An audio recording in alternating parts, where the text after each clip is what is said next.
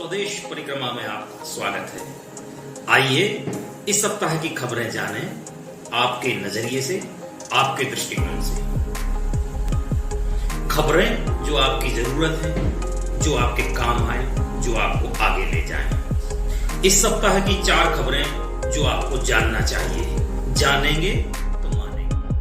मध्य प्रदेश में बाघों पर संकट है। लगातार उनके मरने की खबरें आ रही हैं।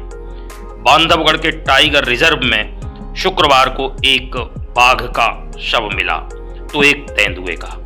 7 जनवरी, 15 जनवरी व 19 जनवरी को भी बाघों की लाशें मिली। कालरवाली को तो देश भर में श्रद्धांजलि दी गई। आइए इस चिंता पर बात करते हैं राज्य में बाघों पर नजर रखने वाले अध्येता पत्रकार अभिलाष खांडेकर से। वे बता रहे हैं कि इस मामले में हमारी चिंताएं क्या हैं।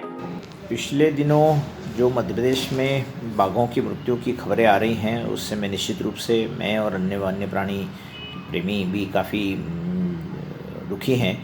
लेकिन ये देखना पड़ेगा कि क्या कारण रहे। हर बाघ की एक मृत्यु जो होती है वो स्थानीय बाघ रिज़र्व या जिसको टाइगर रिज़र्व कहते हैं और या फिर राष्ट्रीय उद्यान जहाँ उसके आसपास जहाँ मौत होती है तो वहाँ के व्यवस्थापन को भी उससे काफ़ी दुख होता है। लेकिन ये देखना पड़ेगा कि ये जो बाघों की मृत्यु हो रही है ये क्या प्राकृतिक है या अप्राकृतिक है।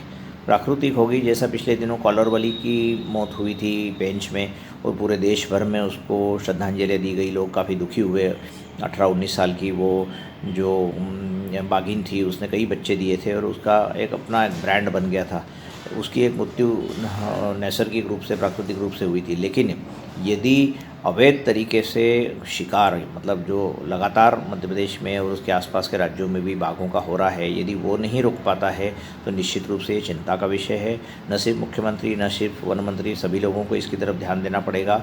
और मैं ये मानता हूँ कि अब जिस तरीके से नई तकनीक और नई टेक्नोलॉजी, कैमरा ट्रैप, इन सारी चीज़ों के चलते बाघों को मारना इतना आसान नहीं रहा है, लेकिन फिर भी शिकारी अपना काम कर रहे हैं, ऐसा दिखता है। कई जगहों पर से, अलग अलग जगह से, कान्हा में तो नहीं हुआ है लेकिन कई अन्य स्थानों से जो जानकारियाँ मिल रही है उसके हिसाब से मध्य प्रदेश, जिसे बाघ का राज्य या टाइगर स्टेट का दर्जा है, वहाँ पर इस तरीके से खबरें आना निश्चित रूप से हमको एक सावधानी की तरफ इशारा भी करता है और इसकी तरफ तुरंत वन विभाग को ध्यान देना पड़ेगा।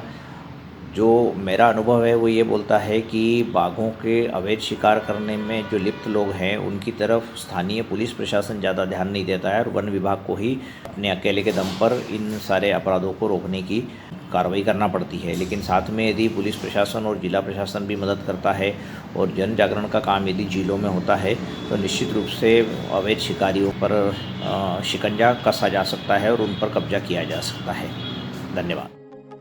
चलिए आपको एक अच्छी खबर और दें कि राज्य में बाघों की संख्या बढ़ रही है और 700 के पार जा सकती है। इतनी कि वन कम पड़ेंगे। चलो अच्छा है, हम दूसरे राज्यों को बाघ समृद्ध करेंगे। खबर तो यह भी है कि तेंदुओं की संख्या भी बढ़ रही है। अभी प्रदेश में 3421 तेंदुए हैं। यह भी अच्छी खबर है कि राज्य में 2 नए टाइगर रिजर्व बनाए जा रहे हैं, माधव राष्ट्रीय उद्यान और राता पानी। मध्य प्रदेश में अब गांव-गांव में अपने गांव का उत्सव मनेगा। मुख्यमंत्री शिवराज सिंह ने हर गांव को जन्मदिन मनाने को कहा है। गांव का जन्मदिन, यह योजना गांव को नई ऊर्जा देगी, नया माहौल देगी। आज एक अपील और करना चाहता हूं। देखो, अपने गांव का एक दिन साल भर में तय करो जिस दिन हम गांव का जन्मदिन मनाएं। जैसे आदमी का जन्मदिन होता है वैसे ही हम गांव का जन्मदिन मनाएं। और जन्मदिन मनाने का मतलब, जैसे मैं जैत गांव का रहने वाला हूं, सीहोर जिले की बुधनी तहसील में मेरा गांव है जैत। कल मैं गांव वालों के साथ बैठा था तो हमने तय किया कि हम गांव का जन्मदिन मनाएंगे नर्मदा जयंती के दिन, क्योंकि नर्मदा के किनारे पे गांव है। अब हमारी तारीख तय हो गई। अब हम क्या करेंगे, गांव के जन्मदिन के दिन गांव के जितने लोग गांव के बाहर रहते हैं सबको बुलाया जाएगा। मैं भी जाऊंगा। मुख्यमंत्री हूं तो क्या हुआ, नाल तो वही गड़ी मेरी, पैदा तो गांव में ही हुआ हूं, तो गांव के प्रति मेरा फर्ज है कि नहीं। हम में से हर एक का अपने गांव के प्रति कोई ना कोई फर्ज होता है। और इसलिए पंचायत सरपंच, पंचायत सचिव ये भी सक्रिय होके एक विशेष ग्राम सभा करें और ग्राम सभा करके अपने अपने गांव का जन्मदिन तय हो और उस दिन सब लोग गांव में आके अपने गांव के भलाई के लिए कौन सा काम कर सकता है।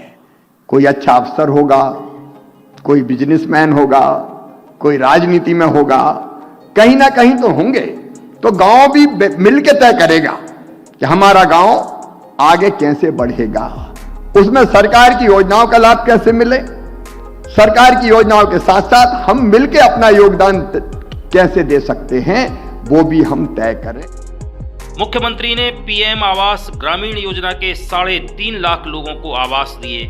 भोपाल के कुशाभाऊ कन्वेंशन सेंटर में 875 करोड़ रुपए की राशि हितग्राहियों के खातों में ट्रांसफर की गई। मुख्यमंत्री लगातार दौरे कर रहे हैं। वरिष्ठ नेता और पार्टी के मध्य प्रदेश के संस्थापक संगठक कुशाभाऊ ठाकरे के जन्म शताब्दी वर्ष में बूथ स्तर पर पार्टी को मजबूत करने के लिए मुख्यमंत्री के साथ प्रदेशाध्यक्ष बीडी शर्मा भी लगातार दौरे कर रहे हैं। कोरोना उतार पर आ गया है, यह राहत देने वाली खबर है। प्रदेश में अब यह संख्या 1900 पर टिक गई है। तो क्या अब स्कूल खोले जाने चाहिए? मुख्यमंत्री 31 जनवरी को इसकी समीक्षा करेंगे और फैसला किया जाएगा कि इस मामले में क्या होना चाहिए। 31 तारीख को माननीय मुख्यमंत्री जी 30-31 में इस विषय की समीक्षा करेंगे और उसके बाद में स्कूल खोलने का निर्णय लिया जाएगा। अभी 31 तारीख तक कोई स्कूल खोलना नहीं है। एक खबर और, भैयू जी महाराज के मामले में फैसला इस सप्ताह का चर्चित फैसला है। देश भर में अपने संबंधों और साख से छवि बनाने वाले भैयू जी के आत्महत्या मामले में उन्हीं की शिष्या, सेवादार और वाहन चालक को 6 साल की सजा दी गई है।